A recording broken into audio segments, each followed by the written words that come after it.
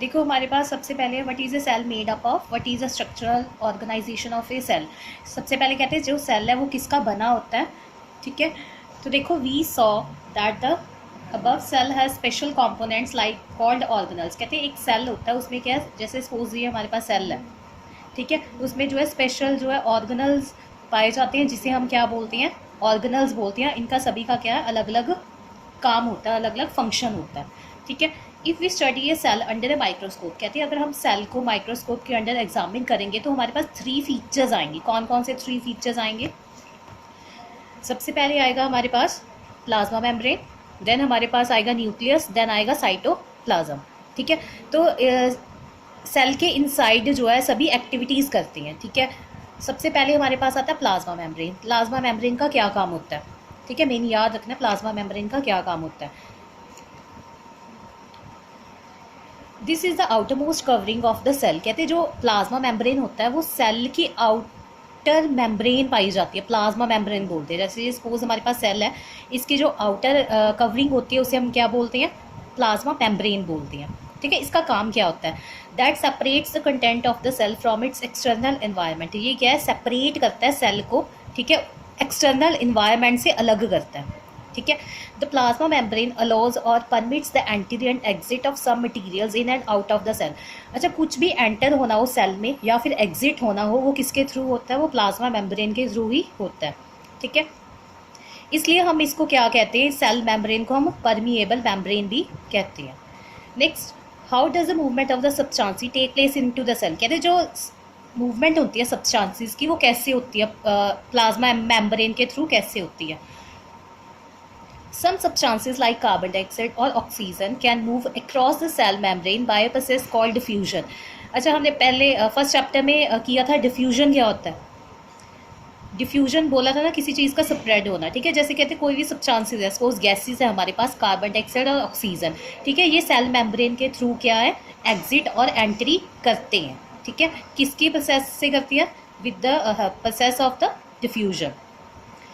We see that there is a spontaneous movement of a substance from a region of high concentration to a region where its concentration is low, ठीक है। देखो इसमें क्या बताया गया है, कहते हैं कोई भी सब्सटेंस जो है मूव करता है वो कहाँ से कहाँ मूव करता है, वो हमेशा हाई कंसंट्रेशन से लो कंसंट्रेशन की तरफ हमेशा मूव करता है, ठीक है। कोई भी गैसेस है, कुछ भी है, वाटर है, वो हमेशा हाई कंसंट्रेशन से लो कंसंट्रेशन ही क्या है, मूव करेगा।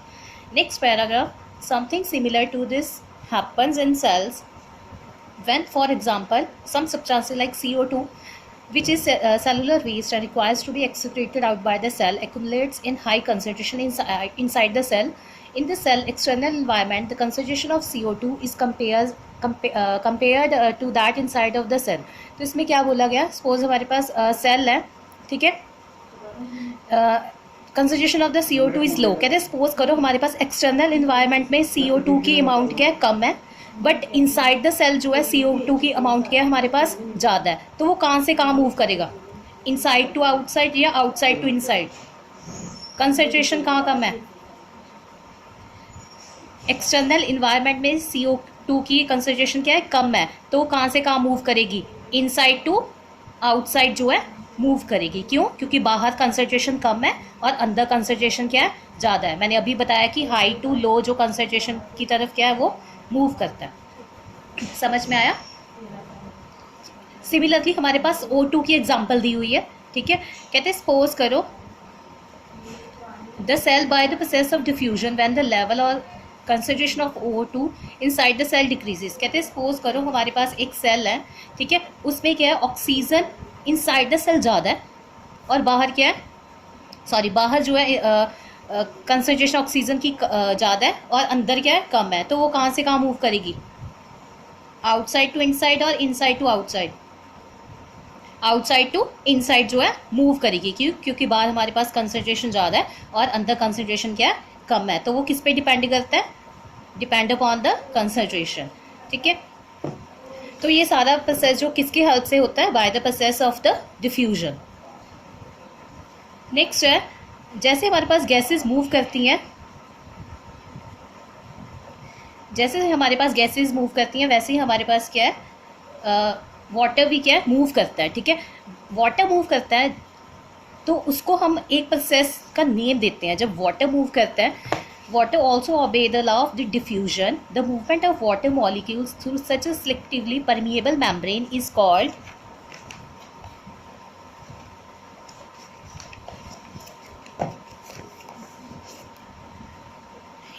ऑस्मोसिस। तो जब वाटर मूव करता है तब हम उसे क्या बोलते हैं, ऑस्मोसिस बोलते हैं, ठीक है। The movement of water cross the plasma membrane is also affected by the amount of substance dissolved in the water.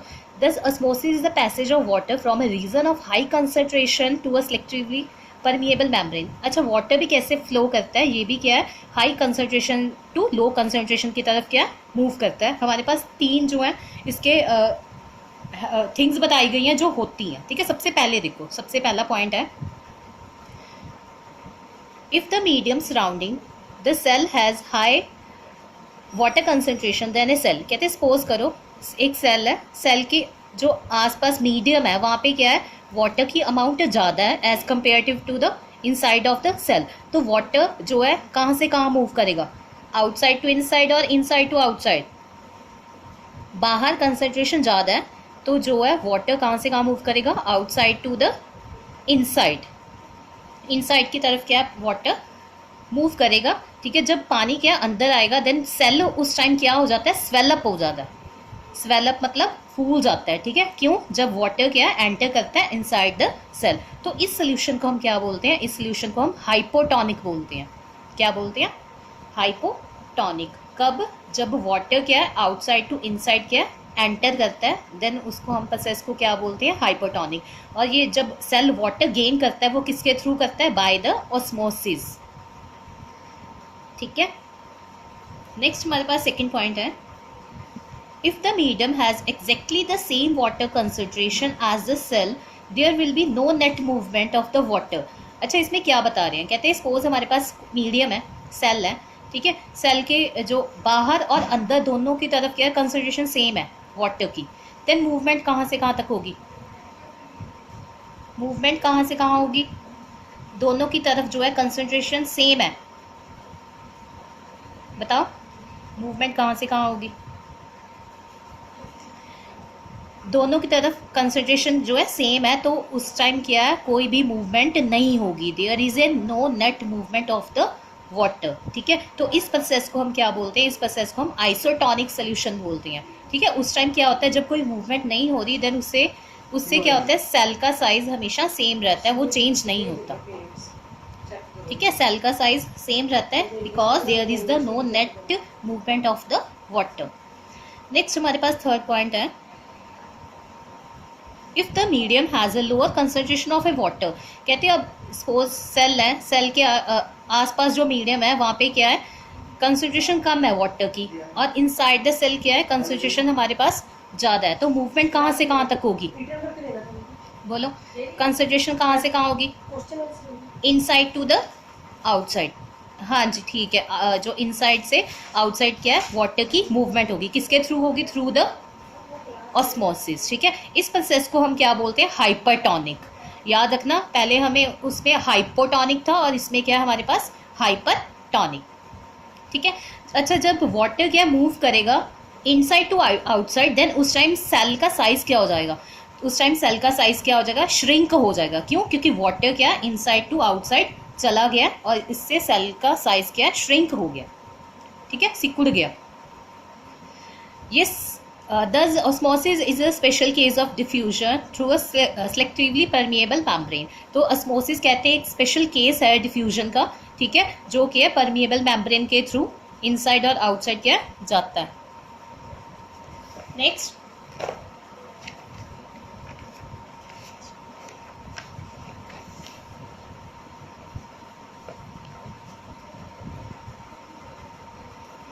Next हमारे पास नेक्स्ट पैराग्राफ आता है,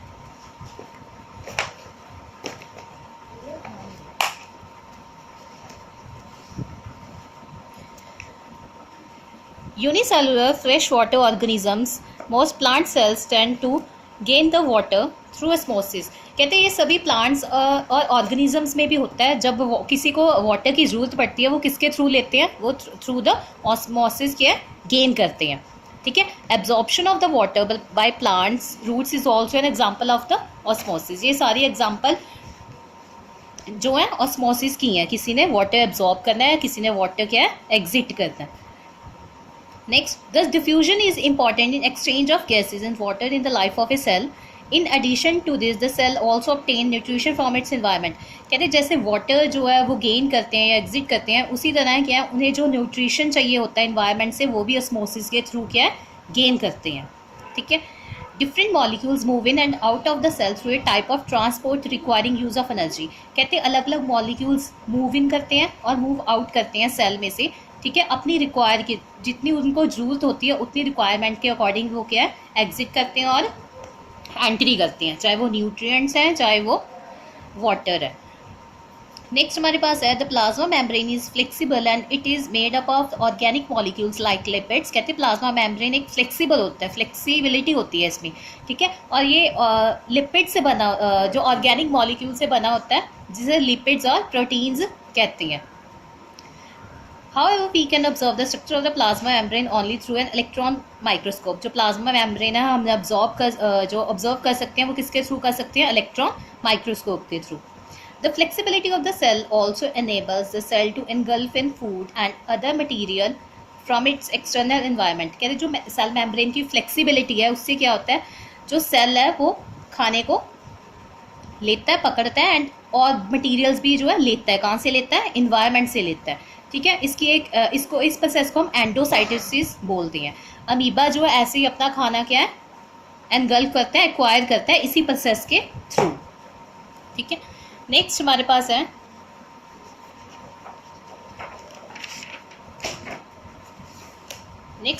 आता है cell wall.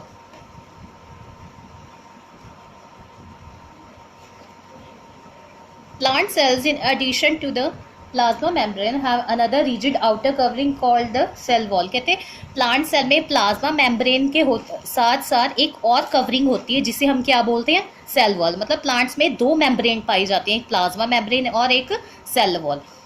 The cell wall lies outside the plasma membrane. जैसे suppose करिए cell है, ठीक है, ये सेल है, सेल के जो बाहर एक आउटर कवरिंग है वो क्या है, प्लाज्मा मेम्ब्रेन है। एक प्लाज्मा मेम्ब्रेन के एक बाहर आउटर कवरिंग है, उसे हम क्या बोलते हैं, सेल वॉल बोलते हैं। सेल वॉल का काम क्या होता है, सेल वॉल जो है मेन स्ट्रेंथ प्रोवाइड करती है प्लांट्स को, ठीक है। ये सेल वॉल सिर्फ जो है प्लांट्स में ही प्रेजेंट होती है, ठीक है। तो ये सेल वॉल किससे बनी होती है, सेलुलोज से बनी होती है, ठीक है। सेलुलोज एक कम्प्लेक्स सब्सटेंस होता है जो क्या है प्लांट्स को स्ट्रेंथ प्रोवाइड करता है, ठीक है।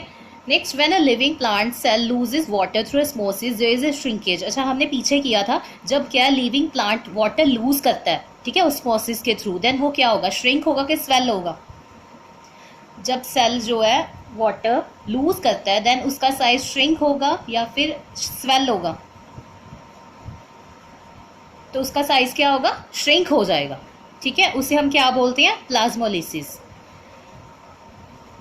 ठीक है। नेक्स्ट देखो हमारे पास दिया हुआ है cell walls permits the cell of, एक एक्टिविटी दी गई है जिसमें बताया गया है कि किसमें जो है ऑस्मोसिस के थ्रू वाटर एब्जॉर्ब हो रहा है, किसके थ्रू जो वाटर क्या है एग्जिट हो रहा है। Cell walls permits the cell of plants, fungi and bacteria to with the strand very dilute external media without bursting. In such media the cell take up to the water by osmosis. इसमें क्या बताया, जो cell है वो water take up कर रहा है, वो किसके थ्रू करेगा, with the help of the osmosis, ठीक है। जब कोई वाटर गेन करता है तो सेल का साइज क्या होता है, स्वेल होता है कि श्रिंक होता है, देन उसका साइज क्या हो जाता है, स्वेल अप हो जाता है, ठीक है।